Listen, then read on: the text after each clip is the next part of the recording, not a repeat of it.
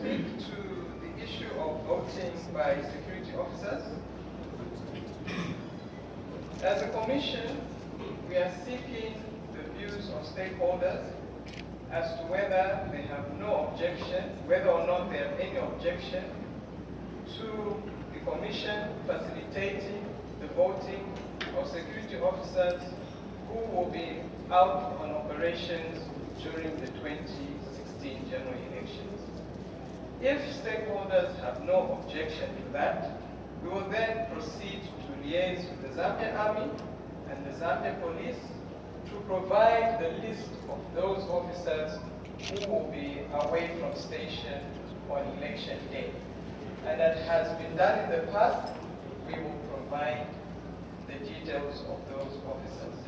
So what we are seeking from stakeholders today is whether or not they have any objection to security officers who will be out on operations to voting on election day. So that once we have the consensus, then we can proceed to liaise with the security wings. Yes, Madam. Madam Director, last year there was a challenge. It is important to brief us on how you resolved it, because our resolution was that they shouldn't vote, which clearly means we are disenfranchising our colleagues on duty. The challenge was that we didn't get the list.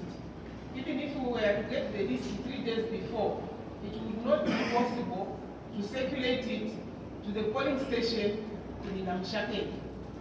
So, it is a very simple process. If it's agreed, we have the list available to us, and every presiding and returning officer has the list, so that when someone says I'm an officer of the law, they can be clearly identified. That's the only challenge, and that's the only worry. Otherwise, for us, we would not object.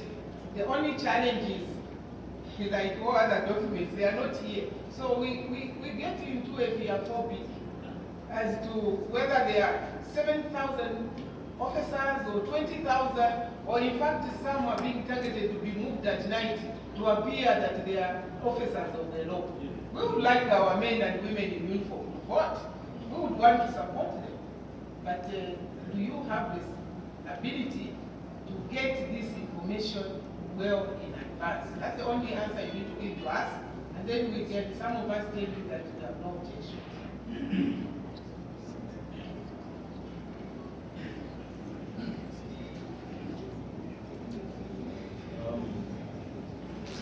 Madam President, this is why as a commission we are bringing this before the stakeholders 3 months before the election in order to find out whether there will be consensus.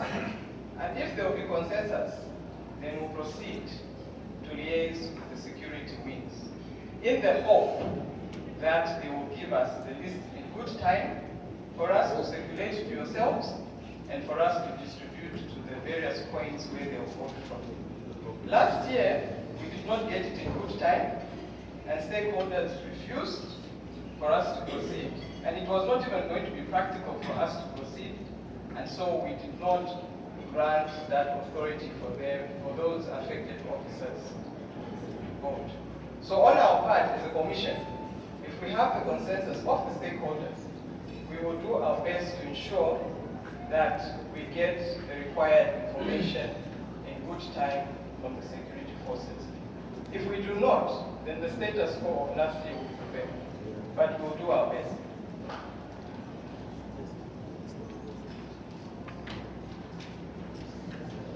The issue of the referendum, I'll pass on to Mr. Kamel, legal counsel, to update the stakeholders because he has been liaising with the Ministry of Justice. But on the issue of the printing of ballot papers, the chairperson did allude in his speech that the appeal process is still going on, and part of that appeal process has been a request from ZPPA that we review the tender in totality, and that is what is being done as part of the appeal process. So once the appeal process is concluded, stakeholders will be advised on the way forward with regards to the